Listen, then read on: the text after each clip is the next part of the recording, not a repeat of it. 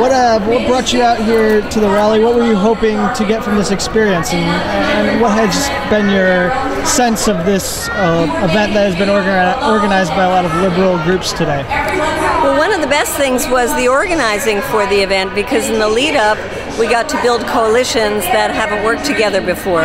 So we have people in the environmental movement working with the unions, working with the women's groups, working with the gay and lesbian community, with the peace groups, and that itself is a great step forward, because now we can continue those coalitions hopefully in the future. And then being here today, it's exciting to be with people who have similar views that you have. It's exciting to be in a place where people are talking about something other than just themselves. I was here during the Glenn Beck rally, and it was all about me, and what I want, and don't tax me more, and it was sort of like every man for himself, whereas this is much more of a sense of community. And can you say the organizers have done a good service to the peace and justice movement? It seems like we're in a new age.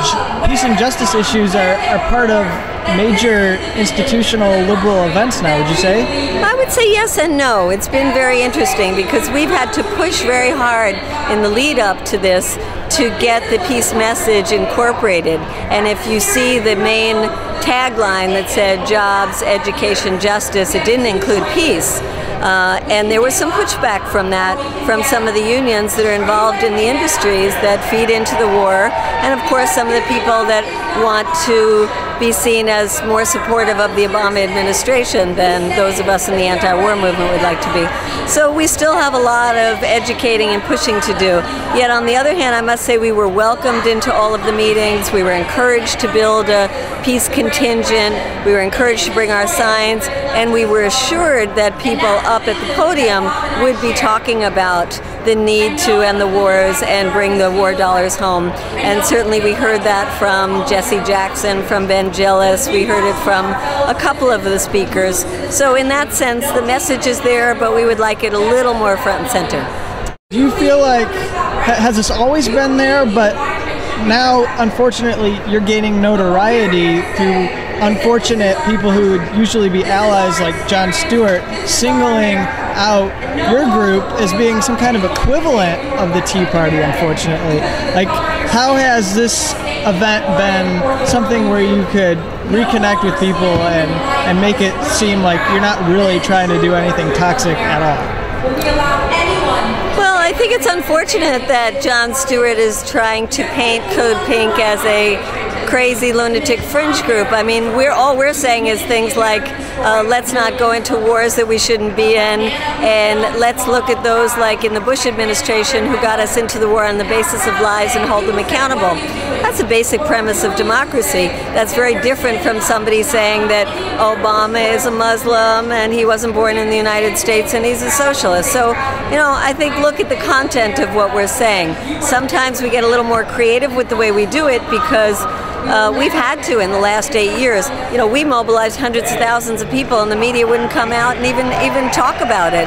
So yes, we've gotten a little more creative, and sometimes we go into some of the places where the people got us into the war are, and we hold up our banners and we say "End the war." Well, big deal. I mean, that's nothing.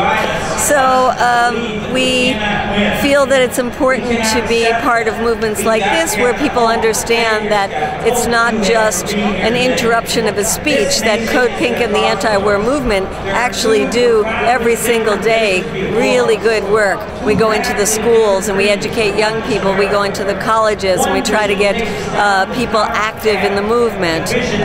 We go to the region and try to show people what's happening, see for themselves. We challenge U.S. policy in the Middle East. So I think most people understand that what you hear sensationalizing what groups like ours do is not really the full extent to what the anti-war movement is really about. And then one last question for you. We got November 2nd coming up with the elections. What do you think the progressives here need to be doing to really get their demands heard, to really get some of that real change that we want? And I mean, is there any specific attention that we aren't giving to things like the Citizens United decision that we really need to be more aware of? Unfortunately, I think it's almost too late for us to mobilize the kind of energy we need to have the effect on the election that we would like. And I say that because the Tea Party has been mobilizing for many months now, not on the premise of how do we make sure that Republicans are elected, but on the premise of how do we make sure that people that we want are elected. And in contrast, you see a lot of groups that helped get Obama elected that are much more focused on how do we make sure Democrats are elected rather than saying how can we push the Democratic Party to be appealing to us at the grassroots.